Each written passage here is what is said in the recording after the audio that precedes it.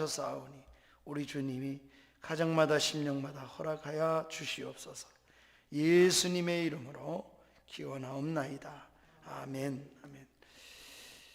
이제 우리 함께 보실 주의 말씀은 누가복음 계속해서 보겠습니다. 9장입니다. 이어서 누가복음 9장 28절부터 36절에 있는 말씀까지 우리 한 목소리로 합독해서 읽도록 하겠습니다. 누가복음을 우리 계속해서 9장 28절부터 36절까지 봅니다. 이 말씀을 하신 후 8일쯤 되어 예수께서 베드로와 요한과 야고보를 데리고 기도하시러 산에 올라가사 기도하실 때 용모가 변화되고 그 옷이 휘어져 광채가 나더라. 문득 두 사람이 예수와 함께 말하니 이는 모세와 엘리야라. 영광 중에 나타나서 장차 예수께서 예루살렘에서 별세하실 것을 말할세. 베드로와 및 함께 있는 자들이 깊이 졸다가 온전히 깨어나 예수의 영광과 및 함께 선 두 사람을 보더니 두 사람이 떠날 때 베드로가 예수께 여짜오되 주여 우리가 여기 있는 것이 좋사오니 우리가 초막 셋을 짓되 하나는 주를 위하여 하나는 모세를 위하여 하나는 엘리야를 위하여 하사이다 하되 자기가 하는 말을 자기도 알지 못하더라. 이 말할 즈음에 구름이 와서 그들을 덮는지라. 구름 속으로 들어갈 때에 그들이 무서워하더니 구름 속에서 소리가 나서 이르되 이는 나의 아들 곧 택함을 받은 자니 너희는 그의 말을 들으라 하고 소리가 그침에 오직 예수만 보이더라. 제자들이 잠잠하여 그 본 것을 무엇이든지 그때에는 아무에게도 이르지 아니하니라. 아멘. 아멘. 오직 예수 외에는 환상도 모세도 엘리야도 다 사라졌습니다. 그리고 하늘로부터 제자들에게 이 환상 위에 들린 소리가 오직 예수님의 그의 말을 들으라 하는 소리입니다. 산 위에 오르시고 기도하신 주님이 놀라운 변화의 모습을 보여주셨습니다. 예수님의 용모가 변하였습니다. 두 가지 면의 변화가 일어났는데 하나는 예수님의 용모 얼굴이 변하였고 또 하나는 예수님이 입고 있는 옷이 변하여서 세상에 빨래하는 자들도 그렇게 빨래할 수 없을 만큼 더 놀라운 것은 빛이 나는 옷을 예수님이 입으시는 그러한 광채가 났다고 했습니다. 뿐만 아니라 또 다른 하나는 모세와 엘리야가 나타나는 그런 큰 광경을 보았습니다. 그것을 그렇게 목격한 제자는 세 사람이었다. 왜 세 사람을 언급을 했을까요? 구약의 증인이 될 수 있는 경우 확실히 증언을 시키려면 반드시 증인이 두세 사람이 있어야만 됩니다. 한 사람 증언은 인정이 되지 않습니다. 마찬가지로 세 사람이 이 사실을 확실히 보았다는 것을 성경이 기록으로 남겨놓았습니다. 이렇게 산 위에서 보여주신 주님의 신비한 모습을 우리가 좀 살펴보겠습니다. 주님의 변화는 무엇으로부터 시작이 되었고 그 의미는 무엇인가 하는 것입니다. 주님의 변화는 무엇으로부터 시작합니까? 첫째로 우리 주님이 기도하시는 예수님의 모습을 보여주고 있습니다. 기도하러 산에 오르셨고 기도 중에 변화가 일어났다는 겁니다. 주님께서 베드로와 야고보 그리고 요한을 데리시고 세 제자만 데리고 산 위에 오르셨습니다. 주님의 삶을 이렇게 우리가 들여다본다면 우리가 읽은 28절에서 말씀을 전하신 후에 여드레 지난 후에 이러잖아요. 그러니 예수님은 말씀을 전하는 일과 또 산에 올라가 기도하시는 것, 이게 예수님의 삶의 일상입니다. 예수님은 말씀을 전한 후 기도하시고 기도하신 후에 말씀을 전하셨습니다. 이 같은 일상이 예수님의 일상이 우리에게 주는 교훈이 무엇입니까? 건강한 신앙생활 하는 사람은 말씀만 읽는 것도 아닙니다. 또 기도만 매여서 매일 기도만 하는 사람도 아닙니다. 균형 감각 속에 신앙생활에 아주 중요한 균형 감각이 하나 있는데 말씀을 읽고 기도하는 겁니다. 또 말씀을 읽지 않고 기도하는 것에 대해서 잠언서에 보면 하나님이 가증히 여기신다. 아주 신비 속에 빠져버릴 가능성이 많기 때문에 그렇습니다. 사랑하는 여러분, 말씀과 기도 생활이 병행되어야 한다는 교훈을 우리에게 줍니다. 이처럼 예수님은 먼저 말씀하신 후에 다시 영적으로 하늘로부터 새 은혜와 새 힘을 얻어야 한다는 것을 보여주셨습니다. 그러니 말씀 전한다고 계속 소위 벌지 않고 지출만 하면 어떻게 되겠습니까? 그 가정이 반드시 그 나라가 부도가 나겠지요. 그러니 공급원을 하나님으로부터 받는 것이 기도였습니다. 그러니 하늘로부터 새 힘을 얻어야 된다는 사실을 잘 보여주었습니다. 일한 후 기도하고 기도한 후 일하는 것이 신앙생활의 원칙입니다. 우리도 우리의 삶 속에서 그렇게 영위할 때에 신앙생활이 영적으로 건강하게 사는 방법이 옳습니다. 예수님께서 산에 오르셨습니다. 성경에 보면 산에서 주님이 하신 일이, 놀라운 일이 많이 이루어지는 것을 볼 수 있습니다. 특히나 중요한 진리를 전할 때에도 주님은 산에 오르셨습니다. 예컨대 팔복의 깊은 진리를 말씀하실 때에도 그 산에서 하신 말씀이 마태복음 5장, 6장, 7장 다 기록이 되잖아요. 그 한 번 설교한 것을 28장 안에 석 장을 기록해 놓지 않습니까? 얼마나 주님의 말씀이 귀했으면 도운이라고 산상수훈이라고 말하겠어요. 깊은 진리를 주님이 어디에서 산에 오르셔서 말씀을 전해준 적이 많습니다. 이번에도 산에서 놀라운 주님의 모습을 보여주었습니다. 주님이 무엇하러 올라갔다고 우리가 시작점에 기도 보지 않았습니까? 기도하기 위해서 올라갔다. 기도 중에 놀라운 일이 일어났습니다. 그 놀라운 일이 무엇입니까? 먼저는 예수님의 용모가 변화하시는 주님의 모습을 볼 수 있습니다. 그래서 산 위에서 변화한 것은 주님 자신입니다. 29절입니다. 29절에 보면 이렇게 말씀을 하십니다. 우리 주님이 변화를 받았는데 기도할 때에 용모가 변화되고 그 옷이 휘어져 광채가 났다고 29절에 우리에게 말씀을 주십니다. 그러니 주님이 기도하실 때 주님 자신이 놀랍게 변화하신 겁니다. 신비한 하늘의 모습입니다. 세 가지 면에서 변화가 일어났는데 용모의 변화입니다. 또한 옷이 변하여 휘어져서 광채가 나는 변화였습니다. 동시에 두 사람이 등장했습니다. 구약의 인물인 모세와 엘리야가 나타났다는 이런 놀라운 변화가 있었습니다. 먼저 이러한 변화 속에 주님의 모습이 변하는 것이 너무 중요합니다. 무슨 말입니까? 이 변화가 보여주는 의미가 무엇일까요? 크게 저는 두 가지 의미가 있는데, 하나는 해석 차원이라고 생각하고 하나는 의미입니다. 이 산의 변화의 사건은 무엇보다도 예수 그리스도가 저들이 알고 있는 육신의 예수님과 저들이 모르고 있는 예수님, 그 예수님이 과연 어떤 분이신가에 대해서 누구신가를 보여주는 중요한 사건이 바로 이 변화산에서 일어난 것입니다. 그러니 예수님이 누구신가를 잘 보여주는 그러한 메시지가 이 속에 있습니다. 이 땅에서 제자들이 주님을 보았습니다. 또 보고 알았던 예수님이 이제 변화산에서 저들이 보는 것은 지금까지 알고 있던 예수 그리스도가 아닙니다. 전에 볼 수 없었던 그 예수 그리스도를 지금 저들이 보는 겁니다. 이 땅에 오시기 전 부활하신 후에 가지셨던 예수님의 신령한 몸 말입니다. 하늘에서 계셨던 주님의 모습을 지금 제자들이 보게 된 것입니다.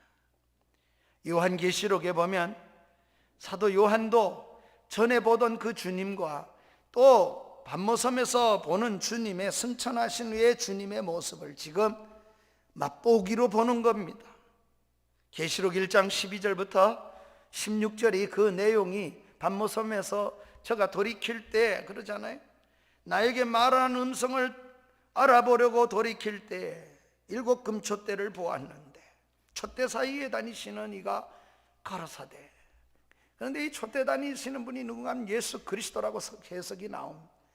그런데 이 주님이 어떻게 되어 있습니까? 촛대가 사이에만 다니는 게 아니라 발에 끌리는 옷을 입었다고 했습니다. 가슴에는 금띠를 띄었다 그래요. 여러 머리털은 어떻게 됐나? 이 흰양털 같고 눈 같아 하얀 모습이었는 것을 아마 상징적으로 보았는 것 같습니다. 예수님의 눈을 보았습니다. 눈은 전에 보던 육신을 입고 있던 예수님의 모습이 아니에요. 눈은 불꽃 같고 그의 발은 풀무에 연단한 주석 같고 그의 목소리는 많은 물소리와 같다. 그래서 육신적으로 예수님께 기대어서 그렇게 잠도 들고 말하던 세례 요한 아닙니까? 그런데 지금 보는 예수님은 그런 예수님이 아니에요. 영광과 창세전에 가졌던 그 하나님이신 예수 그리스도를 배워왔습니다. 그래서 계시록에 보면 요한은 그 앞에 엎드려져 나는 죽은 자같이 되었다고 했습니다. 감히 쳐다볼 수가 없는 그런 예수님을 만난 겁니다. 자, 이 변화사는 예수님이 어떤 분이신가를 보여주는 아주 광경입니다. 베드로 후서에 보면 베드로가 이것을 잊어버리지 않았어요.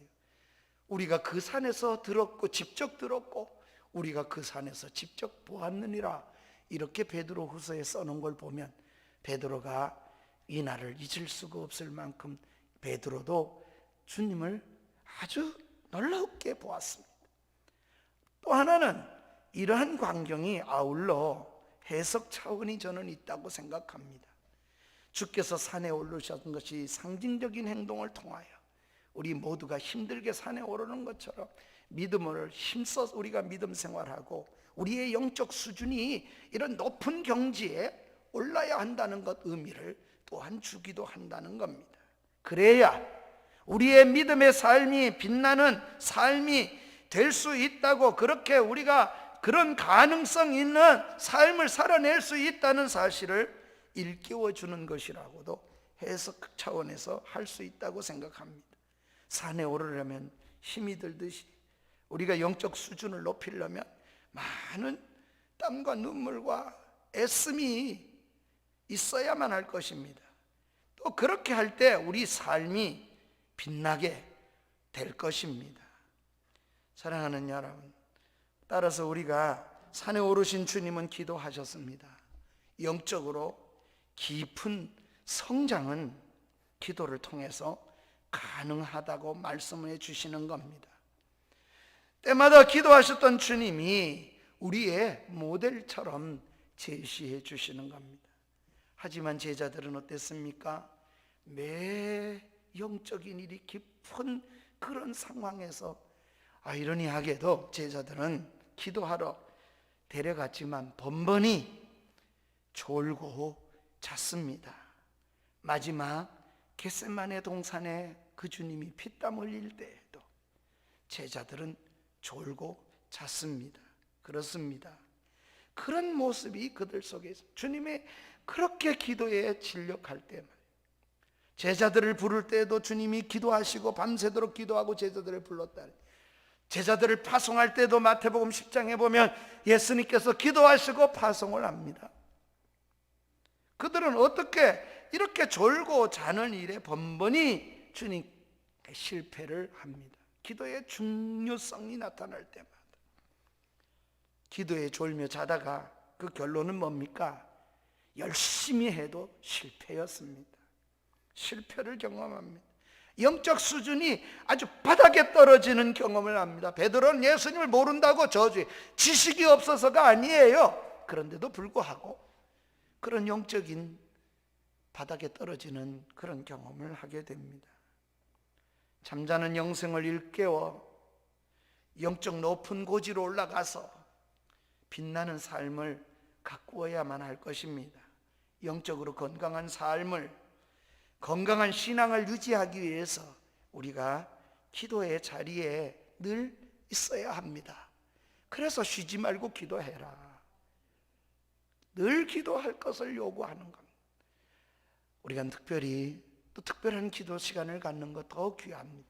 교회가 고난주간에 새벽에 우리가 30-40분 잠깐 올라와서 기도하고 하나님께 내려가는 것도 훈련입니다. 믿음의 훈련을, 영적 수준을 높이기 위해서 우리는 그러해야 할 것입니다. 아무리 힘들고 어려워도 우린 그런 삶을 살아가야 할 것입니다. 또 하나 예수님이 놀라운 모습이 뭡니까? 다음으로 엘리야가, 또 하나는 모세가 나타났습니다. 이것이 그 변화산에 있었던 독특한 예수님과 예수님을 보여주는 또 다른 면입니다. 이런 상황에 모세와 엘리야가 등장을 한 겁니다. 30절과 31절이 그 내용인데, 오늘 주님의 용모가 변화할 때에 함께 산에서 또 놀라운 일 하나가 이런 것이었습니다. 한눈에 세 제자가 잠에서 깨어서 모세구나, 엘리야구나 이렇게 알아보았는데, 그 두 분이 예수님과 함께 있는 겁니다. 왜 나타났습니까? 30절에 보면 문득 두 사람이 함께 모세와 엘리야라고 알아봤다고 했습니다. 사랑하는 여러분, 왜 구약에 하필이면 모세요? 하필이면 엘리야입니까? 이것이 큰 의미가 우리에게 가르쳐주는 것이 있습니다. 우리가 구약 성경을 전체가 39권이잖아요. 창세기부터 말라기까지의 39권의 구약을 요약하면 딱 두 가지로 요약이 됩니다. 하나는 따라합시다. 하나는 율법이요, 하나는 선지자라. 유대인들은 이 두 가지로 성경을 분류합니다. 하나는 토라요, 율법이요, 하나는 선지자입니다. 그래서 성경에는 율법과 선지자라는 표현이, 예수님도 많이 이 땅에 오셔서 말씀을 전하실 때 이런 표현을 쓰십니다. 율법과 선지자 말입니다. 이 율법과 선지자라는 표현이 나오면 이렇게 이해하시면 돼요. 읽으시다가 율법과 선지자 그러면 구약 전체를 말씀하시는구나, 이렇게 가르치는 거라고 생각하면 됩니다. 구약 전체를 가르치는 거예요. 예컨대 우리 주님이 말씀하신 것을 한번 생각해 볼까요? 두 곳만 보면 마태복음 5장 17절에 보면은 예수님께서 이렇게 말합니다. 내가 율법이나 선지자를 폐하러 온 줄로 생각하지 마라. 이 말은 내가 구약 성경을 폐하러 온 줄로 생각하지 마라. 폐하러 온 것이 아니라 오히려 완성하려 함이라. 하나님의 말씀을 완성시키기 위해서 왔다고 말씀하는, 예수님께서 5장에서만 그렇게 말한 게 아니에요. 뒤에 넘어가면 7장 12절에서도 예수님께서 이렇게 말합니다. 그러므로 무엇이든지 남에게 대접을 받고자 하는 대로 너희도 남을 대접하라. 한번 따라합시다. 이것이 뭐요? 율법이요, 뭐라고요? 선지자니라. 그러니 구약 성경을 다 순종하는 것이라고 말씀을 하실 때 율법과 선지자를 말씀하십니다. 그게 바로 율법의 상징이 있다면 누굴까요? 모세입니다. 선지자의 최고의 상징이 있다면 누구일까? 그러면 엘리야가 그 상징입니다. 그러한 모세와 엘리야가 지금 이 변화산상에 나타났습니다. 옛 약속의 상징이, 구약이 가르치는 모든 것이 그 산 위에 나타난 것입니다. 더 놀라운 것은 예수님이 구약의 인물들과 만나서 대화하시는 내용입니다. 새로운 세계를 여는 주님의 대화입니다. 어떻게 해야 새 세계를 열어갈 것인가에 대한 대화를 주님이 하십니다. 31절이 그 대화의 내용입니다. 31절은 함께 읽겠습니다. 시작. 영광 중에 나타나서 장차 예수께서 예루살렘에서 별세하실 것을 말할세. 그 대화 내용은 예수님께서 예루살렘에서 별세하실 것에 대한 대화를 나누었다는, 예수님이 십자가에 못 박히시고 죽으실 것에 대하여 대화를 나누었습니다. 그러니 예수님과 엘리야와 모세가 십자가에 대한 것을 이야기한 것입니다. 주님께서 예루살렘에 올라가시어 죽음을 당하셔야 할 것에 대하여 말씀을 나눈 것입니다. 구약의 대표적인 두 인물과 예수님이 이런 주제로 말씀을 나누신 것은 이제 율법과 이제 선지자가 완성하는 방법이 그것임을 선언하시는 것입니다. 예수님이 별세하심으로써 구약의 율법과 선지자가 완성된다는 것입니다. 변화의 세계, 새로운 세상은 어떻게 열리는 것입니까? 하나님의 새로운 세계가 열리게 되는데, 그 새로운 세계는 우리 주님이 십자가 위에서 죽으심으로 죄값을 치르시고 고통을 받으시고 우리 주님이 십자가 위에서 죽으심으로 그걸 통해서 펼쳐진다는 말입니다. 모세도 엘리야도 아무리 위대한 인물이라 할지라도 새로운 세상을 열 수는 없습니다. 오직 주님이 죽음을 통해서 그 세상을 펼쳐내실 것에 대하여 말씀을 하신 겁니다. 이처럼 성경은 구약과 신약이 연결되며 또한 그 계시가, 구약의 계시와 신약의 계시가 연속성을 가지고 있음을 잘 보여주신 환상이요 기적의 장면입니다. 모세로부터 엘리야 선지자에게로 그리고 예수님에게로 이어지면서 계시가 어떻게 된다고요? 완성이 되어지는 것을, 하나님의 언약, 하나님이 약속하신 것이 완성이 되어지는 것을 이 변화산에서 지금 보고 있었던 겁니다. 그 내용이 무엇입니까? 예수님께서 예루살렘에 올라가서 십자가에 나 같은 죄인을 위하여 죽으심으로, 죄값을 치르심으로 그렇게 되어진다는 것입니다. 그것을 통해서, 그 십자가를 통해서, 그 죽음을 통해서 우리가 구약의 율법의 저주로부터 우리를 풀어주시고, 선지자가 제시하며 가르쳐 주신 하나님의 나라가 펼쳐지게, 이루어지게 되어진다. 무엇을 통해서? 예수 그리스도께서 나 같은 죄인을 위하여 예루살렘에서 별세하심으로써 그렇게 되어진다는 것을 보여주신 겁니다. 산 위에서 주님께서 보여주신 거, 여러분 지금 주님이 십자가의 죽음을 당하시더라도 그것은 이런 말입니다. 구약에 약속하신 옛 약속을 완성시키기 위한 것이니까 두려워하지 마라. 제자들에게 이런 메시지를 주는 사건이 바로 이 변화산상의 변화입니다. 이런 일을 지금 주님이 하시는데 제자들은 졸고 자다가 깨어나서 기껏 요청한다는 게, 베드로가 떠나가는 엘리야, 떠나가는 모세를 향해서 주여 여기 있는 게 좋겠습니다. 그래서 모세를 위해 내가 초막 하나 짓고 엘리야를 위하여 여기다 초막 하나를 짓고 예수님을 향하여 초막 하나, 이게 지금 진리를 보는 겁니다. 예수님, 어떤 의미 속에는 엘리야나 예수님이나 모세나 다 똑같이 보는 눈을, 이런 영적 수준에, 졸고 자면 그런 수준에 머무는 거지. 또 어떻게 영의 세계를 초막에 모실 수가 있겠어요? 어떻게 영의 세계를 육신 세계에다가 가둬놓을 수가 있겠어요? 마치 햇빛 가두겠다고, 햇빛이 들어오니까 창에 햇빛이 비치니까 햇빛을 방에 가두겠다고 커튼 치는 거하고 똑같지 않습니까?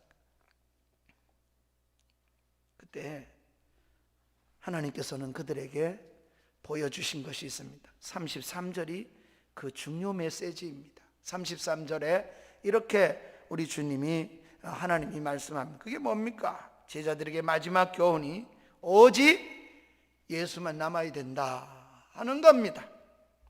그래서 우리는 두 번째 생각할 것은 오직 예수입니다. 34절부터 마지막 36절까지의 그 내용이 기록되어 있습니다. 주님의 변화 가운데 놀라운 광경이 펼쳐졌는데 그 광경을 제자들이 다 보았습니다. 율법을 기록한 모세와 최고의 선지자 엘리야가 나타나 주님과 함께 말씀을 나누었습니다. 이들은 주님의 고난과 주님의 죽음에 대한 별세에 대하여 말씀을 나눈 겁니다. 졸다가 정신을 차려서 이 광경을 본 제자들의 놀라움은 이루 말할 수가 없었을 것입니다. 무슨 말을 해야 될지 성경은 이렇게 말하잖아요. 그래서 자기가 말해놓고도 자기가 무슨 말을 했는지도 잘 모르더라. 그저 좋아서 그냥 뱉어놓은 말뿐입니다. 정신이 혼미하여 무슨 말을 하는지조차 모르는 그들에게 하늘의 소리가 들렸습니다. 하늘의 메시지입니다. 35절에 하나님의 메시지가 들려옵니다. 우리 35절은 함께 같이 읽겠습니다. 시작. 구름 속에서 소리가 나서 이르되 이는 나의 아들 곧 택함 받은 자니 너희는 그의 말을 들으라 하고, 주님이 누구신지를 다시 한번 이번에는 하늘로부터 구름이 덮은 후에 소리가 나서 예수님이 누군가에 대하여 하나님이 직접 소리로 말씀해 주시는 확실한 하늘의 선포의 소리였습니다. 이 소리는 어떤 소리보다도 이렇게 결론을 맺습니다. 오직 예수의 말을 들어라. 오직, 거기에 모든 것이, 우리가 살고 죽는 것은 오직 예수님에게 있다. 예수님의 말씀을 듣는 데 있다는 겁니다. 정신이 혼미하여 무슨 말 하는조차도 잘 모르는 그들에게 하늘의 소리는 그러한 것입니다. 두 가지 중요한 의미가 이 가운데 있습니다. 하나는 이런 겁니다. 네가 눈으로 봤던 그 환상, 엘리야 옷 휘어진 거, 용모가 변한 거, 얼마나 놀라, 이 광경보다 더 중요한 것 있다. 그것은 예수님의 말씀을 듣는 것이다. 보이는 광경보다 더 중요한 것이 말씀의 언약입니다. 그 후에 모든 광경은 어떻게 돼요? 사라지고 오직 예수만 보였습니다. 제자들은 중요한 깨달음을 얻었을 것입니다. 사랑하는 여러분, 올라와 주의 말씀을 듣고 우리가 가르침을 받지만 성경 공부를 하든 뭘 하든 그 속에 예수 그리스도만 남기를 주의 이름으로 축원합니다. 온전한 깨달음은 그런 것입니다. 그러나 인간들은 인간을 자꾸 거기다가 각인을 시키려고 하지요. 그래서 사람들은 어디 가나 예수님이 누우셨던 곳 관심도 많고, 여러분 성지 가보세요. 예수님 태어난 곳을 얼마나 차려놨는지, 거기에 손을 대려고 입 맞추려고 뭐 다윗의 별을 하나 이렇게 거다 돌에다 박아놓고 여기가 태어난 곳이라고, 여기가 다윗의 동방에서 온 별이 섰던 곳이라고. 2000년 전에 그걸 누가 봤습니까? 그 밤에 누가 있었습니까? 오로지 경배했던 동방박사 3사람밖에 알 수 없잖아요. 그런데 거기가 거기라고 이렇게 얘기를 해놓고 거기에 입을 맞추려 하고, 보인 것에, 자기가 본 것에, 보는 것에, 환상에 꽂혀 살려고 합니다. 인간은 다 그런 존재들이.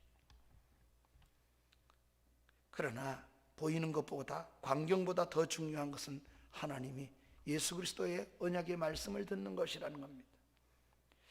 또 하나 중요한 교훈은, 한번 따라합시다. 우리에게 다른 어떤 것도 바라볼 대상은 아니라 하는 교훈을 우리에게 확실히 주는 겁니다. 모세도 엘리야도 사람입니다. 귀하게 사용된 인물은 틀림이 없습니다. 그러나 그 누구도 우리의 숭배의 대상이 아니라는 겁니다. 기적도, 신기한 일도, 우리가 결코 바라보는 대상이 아니라는 겁니다. 오직 예수 그리스도만 바라보고 그분만이 우리의 모델임을 알아야 합니다. 예수 그리스도만 본받기 위해서 살아가는 것이 신앙입니다. 우리가 기도할 때 외모도 삶도 변하지요. 그러나 신앙을 위해서 우리가 바라보는 것은 오직 예수 그리스도예요. 우리 집사님이, 제가 아직 답변을 못했습니다. 목사님, WEA에 우리 교단이 이런 얘기가 합동치기 WEA에 가입했다 이런 얘기를 했다는데, 이게 계속 이런 얘기를 반대하는 사람들도 있는데 이게 맞습니까? 교리적인 문제잖아요. 아직 답변을 제가 드리려고 합니다. WCC와 WEA는 비슷하게 갑니다. WCC는 절대 이해할 수가 없습니다. 부산에 WCC가 왔지만 혼합주의입니다. 그러기에 WCC에 대해서는 그런 신앙 사상과 신앙에 대해서 우리 교단은 결코 한 번도 같이 한 적도 없습니다. 그럼 WEA는 어떻습니까? WEA도 우리 교단이 가입하지 않습니다. 가입한 적이 없습니다. 가입할 생각도 없습니다. 그런데 괜히 합동측은 WEA에 가입했다, 이건 다 헛소리입니다. 그런 적이 없어요. 가입할, 지금 한 번도 가입하자는 그런 얘기가 나온 적도 없어요. 왜 이런 얘기 하는지 모르겠어요. 여러분이 WEA가 뭔지 잘 이해하지 못하겠으니까 제가 다 설명할 시간은 없어서 그렇게 합니다만, 그저 그렇게 들으십시오. 그럼 왜 그렇게 WEA에 대해서 그러면 이해를 우리가 하는 것은 이런 것입니다. 그러면 WEA가 잘못됐더라도, 여러분 WCC가 잘못됐더라도 그렇게 개인적으로 우리의 신앙을 그들이 잘못됐으니까 선 긋고 하면 딱 끊어버리고 이게 잘하는 것일까요? 아니요. 바른 진리를 가졌으면 이게 진리다고 바르게 논문도 거다 싣고, 그리고 이것이 주님의 그건 변증학이죠. 교수님들이 변증적으로 예수 그리스도의 변증을 하는 거죠. 그런 것에 대하여 거다가 싫었다고 해가지고 우리가 찬동하는 겁니까? 그러면 어떻게 해야겠습니까? 예수를 모른다고 반대하는 사람, 넌 지옥 갈 놈, 그리고 선 긋고 난 너랑 교제도 안 해, 이렇게 합니까? 그 사람들이 우리의 전도의 대상인데요, 우리는 그들이 복음으로 돌아서기를 위한 대상으로 삼는 것이지 우리가 가입하거나 그렇게 가입할 생각이 있는 교단이 결코 아니라는 것만 말씀을 드립니다.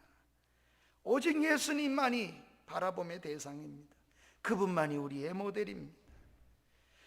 예수님만 볼 수 있을 때, 그렇게 설 때 정말 바른 신앙으로 살아갈 수 있습니다.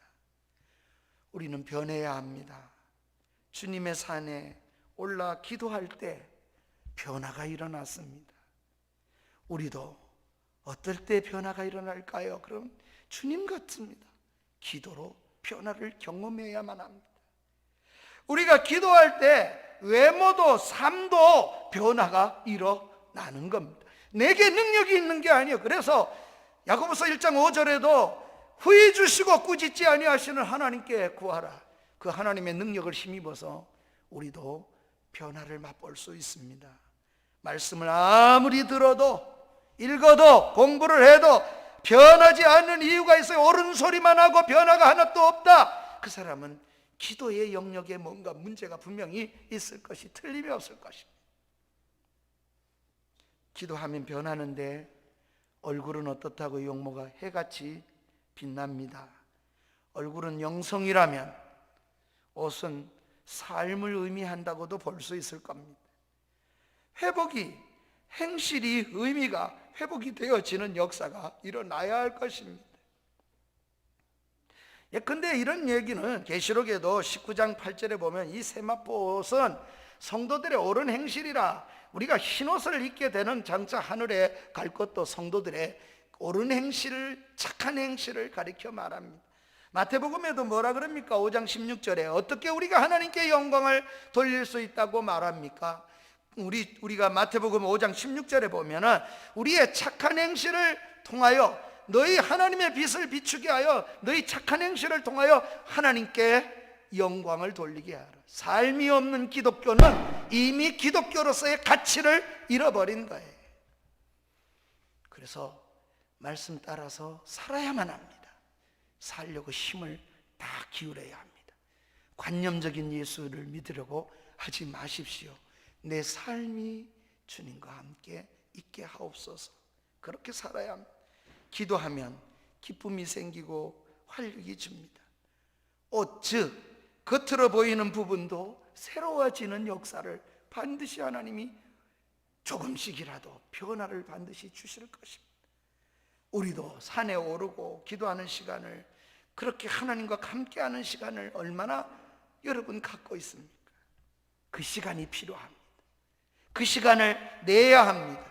새벽에도 내야 합니다. 그래서 고난주간에도 내는 겁니다. 우리 일생 동안에 그런 시간들을 자꾸 내야 합니다. 그러면 우리 삶이 변합니다. 빛이 납니다. 그리고 그 빛이 하나님께 영광을 돌리게 될 것입니다. 세상을 무엇으로 바꿀 수 있습니까? 그 빛이 바꿉니다. 산에 오르고 기도로 산처럼 삶의 수준을, 신앙의 수준을 높이십시다. 이렇게 수준을 높이면 행복해지고 교회가 교회답게 빛나고 세상이 아름다워집니다. 하나님이 이 세상 정치를 통해서 아름다운 세상을 만들어라, 그렇게 사명의 미션을 주지 않았습니다. 인간 세상에는 모두, 성경은 이렇게 말합니다. 온 세상의 왕의 통치와 이것은 악한 자를 더 악하게, 이 세상 막 악해지지 않도록 어떤 한 방편으로 일반적으로 하나님이 주시지만 이 세상의 변화의 사명은 저와 여러분에게 있습니다. 그러니 너무 세상 정치에 목숨을 걸지 마십시오. 그들에게 너무 기대도 하지 마십시오. 거기에 기대가 있는 게 아닙니다. 우리의 기대는 오직 예수 그리스도입니다. 그분만이. 그래서 네가 믿음을 쓰고 내가 여기서 하나님의 정말 예수 그리스도를 따라서 네 양심을 따라 하나님 앞에 고백하고 빛을 드러내라는 겁니다.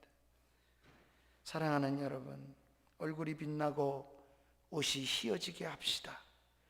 그래서 하나님 나라를 이뤄내는 저와 여러분이 되기를 주의 이름으로 축복합니다.